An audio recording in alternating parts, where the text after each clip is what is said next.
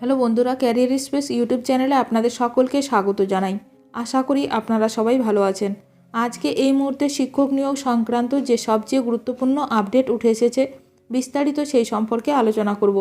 তাই ভিডিওটি অবশ্যই শেষ পর্যন্ত দেখবেন নিয়োগ সংক্রান্ত অনেক নতুন আপডেট পাওয়ার জন্য। যারা চ্যানেলে নতুন তারা চ্যানেলটিকে সাবস্ক্রাইব করে পাশে থাকা বেল বাটনে প্রেস করে অল নোটিফিকেশানটিকে অন করে রাখবেন, কারণ এমন ধরনের লেটেস্ট আপডেট নিয়ে এই চ্যানেলে সবসময় ভিডিও আপলোড করা হয়ে থাকে। ডিএ মামলায় এবার বড় বদল সুপ্রিম কোর্টে। দীর্ঘ অপেক্ষার পর এবার কি হতাশা মিটবে সরকারি কর্মচারীদের? 14 মে মামলার শুনানি হবে শীর্ষ আদালতে। 2022 সালের নভেম্বর থেকে 30 মাস ঝুলে রয়েছে এই মামলা। ডিএ মামলায় ফের বেঞ্চ বদল। সুপ্রিম কোর্টে হলো মামলার বেঞ্চ বদল। এবার বিচারপতি সঞ্জয় কারোল ও মনোজ মিশ্রের বেঞ্চে গেল মামলা হওয়ার কথা ছিল বিচারপতি বিক্রম নাথ, সঞ্জয় কারোল এবং সন্দীপ মেহতার বেঞ্চে। 14 মে মামলার শুনানি হবে শীর্ষ আদালতে। 2022 সালের নভেম্বর থেকে 30 মাস ধরে ঝুলে রয়েছে এই মামলা।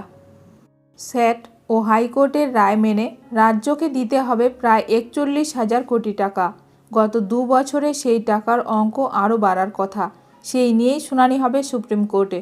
গত 7 মে সুপ্রিম কোর্টে শুনানি হওয়ার কথা ছিল ডিএ মামলার, কিন্তু পিছিয়ে যায় রাজ্য সরকারি কর্মচারীদের মহার্ঘ ভাতা বা ডিএ মামলার শুনানি।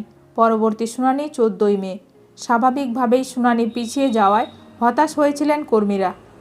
7 মে বিচারপতি বিক্রম নাথের বেঞ্চে রাজ্যের আইনজীবী অভিষেক মনু সিংভি জানান, অন্য একটি মামলায় তার থাকা অত্যন্ত দরকারি, তাই শুনানি পিছিয়ে দেওয়া হোক। জুলাই মাসে শুনানি করার দাবি জানান।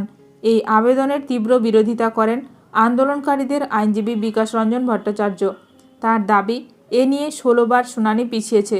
দুপক্ষের সওয়াল জবাব শোনার পর 14 মে পর্যন্ত পিছিয়ে দেওয়া হয় শুনানি।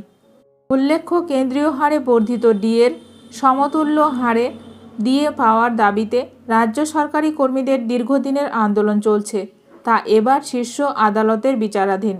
তবে বারবারই সুপ্রিম কোর্টে মামলা পিছিয়ে যাচ্ছে, আর তার জেরে দিশাহীন হয়ে বারবারই হতাশ হতে হচ্ছে আবেদনকারীদের। এবার দেখার, নতুন বেঞ্চে মামলা উঠলে কত দ্রুত শুনানি হয়। ডিএ মামলার শুনানির আপডেট সবার প্রথমে পেতে এখনই আমার চ্যানেলটি সাবস্ক্রাইব করে রাখুন।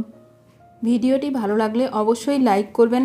আজকের ভিডিওটি এখানেই শেষ করলাম। নতুন কোনো আপডেট নিয়ে দেখা হবে নেক্সট ভিডিওতে।